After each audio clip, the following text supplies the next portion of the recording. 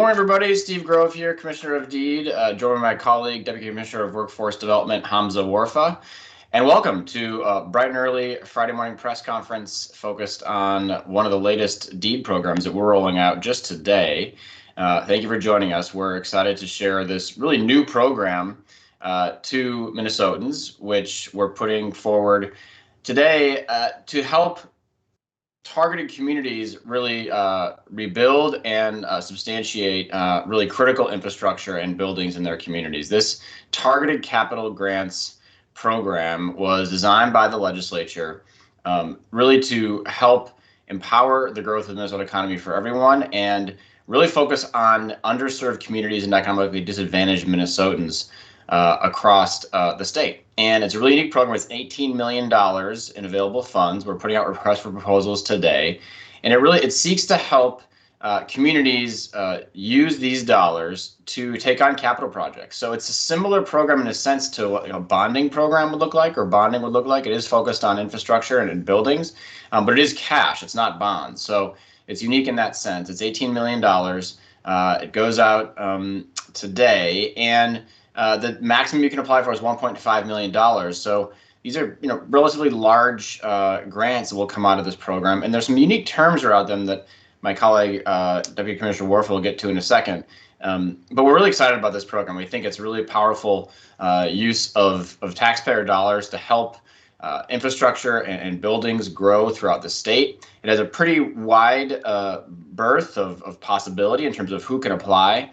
And I think it's just a recognition that there's a lot of work to do in Minnesota to rebuild critical structures to help communities grow, and a really critical need at this time in our economy to make those investments to ensure that our communities can turn to this next chapter of our economy thoughtfully and with purpose and with help from the state. And that's our job here at Deed. So with that, I'm going to turn it over to Hamza to go through some of the details of the program, and then we'd love to take your questions. Hamza, over to you.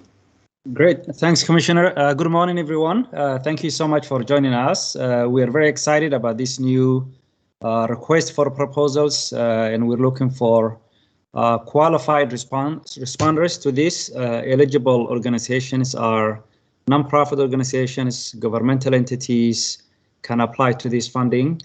And this is really meant to address and fill a gap for complex, costly capital projects that might not occur without public financial assistance. So this is why we think this is a unique opportunity for community-based,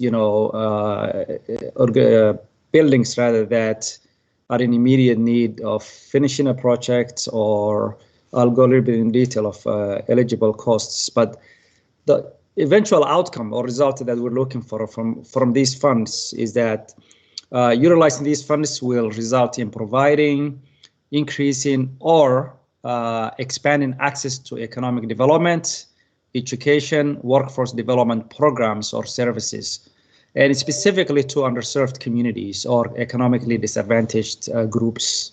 So this has an equity component specifically, and as the Commissioner mentioned, it's cash, not bonding RFP. So this is why it's really unique and first of its kind that we're rolling out as a state agency.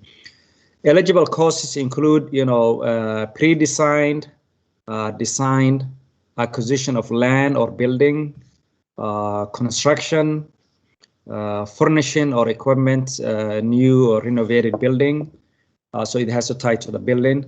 And as I mentioned, the result is increasing access to services to targeted communities. Equipment is not eligible unless it's purchased and installed upon initial acquisition and construction of a building or the expansion of a building. So if I give some examples of the type of funding that could be utilized for this RFP, expansion of an existing building, for example, to increase training opportunities for individuals who,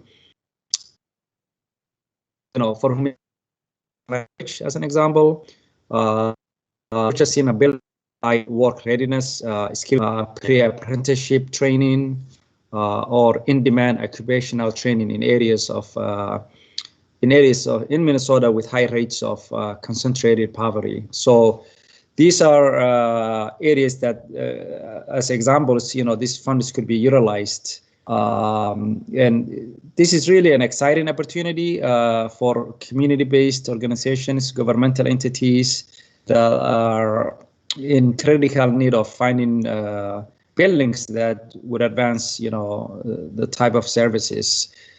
The reason why this is also so critical is that, as we know, that 70% of our population growth in the next decade will be coming from communities of color, people who are in economically disadvantaged situation. We have to create all avenues in which we can increase economic opportunities for everyone, specifically those who live on the margins of our economy, who have been underserved, underinvested. And so we're very excited about this. The RFP will come out, is out today, and the application deadline to submit, to respond to the RFP is December 6th at 5 p.m.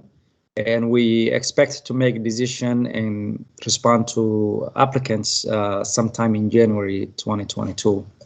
So with that, I will open up for any questions or comments.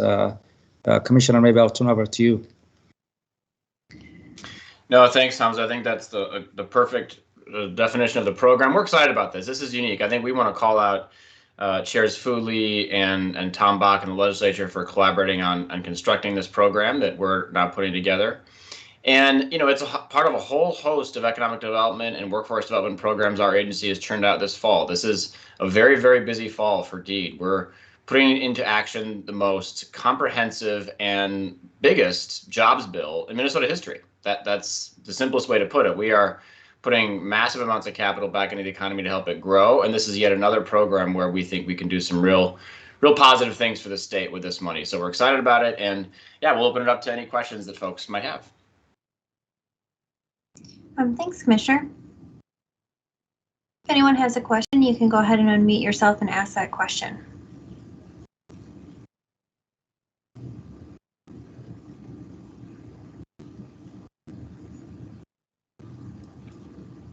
Jen, maybe if there's no questions, I'll just also mention that we are providing webinar technical assistance that will be October 28th, and information will be available on our website and will be part of the RFP application online.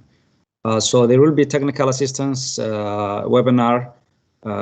Typically for all of our applications, we accept questions anytime in which we respond to the questions and publish it online, both the questions and the responses, so that others can benefit from, and to create that transparency.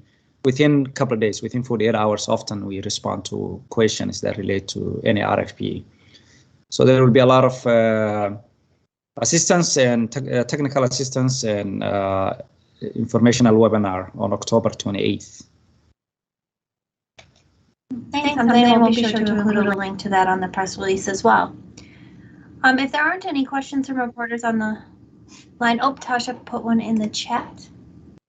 Can you give some additional examples of what funding can be used for? Yeah, I mean, the broad categories that I mentioned, really, the expansion of an existing building to increase, training opportunities, purchase of a new building with the goal of providing, workforce training, construction, furnishing and equipping new or renovating new building. So these really are we made sure that this is broad categories in which organizations can respond and tell us, how and specific projects will help lead to the outcome we're looking for, in economic development, in workforce and education development programs. And the application is open to statewide. I see the question about whether it's metro rural split. So nonprofits, governmental entities across the state can apply to this. Yeah, I don't believe that there's a designated percentage split, but it is statewide. And, I think one important distinction here is it is a really broad program. So while DEED is the one administering it, the buildings and capital projects don't have to be focused specifically on workforce development or economic development per se. They could be a whole host of community development needs. A homeless shelter, for example, could qualify for such a grant. So there are a pretty broad cross-section of uses here, which makes this a really interesting program. Another interesting element of it is the matching component. Most programs we run require pretty steep private sector matching for good reason. We want everyone to have skin in the game when the state's investing in growth. And I think the matching requirements on this program are a lot more nimble, given that the kind of organizations that we're trying to help might not always be able to come up with some of the matching funds uniquely. So that's another kind of unique variable in this program.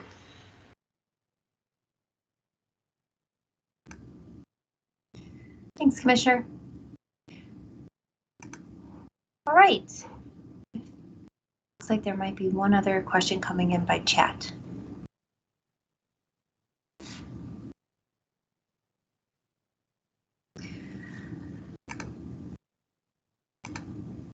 Okay, well, if there are no other questions from reporters on the line, please feel free to reach out at any time if you have any questions, and we'll be sure to follow up. And thank you so much for joining this morning. Thanks, everybody.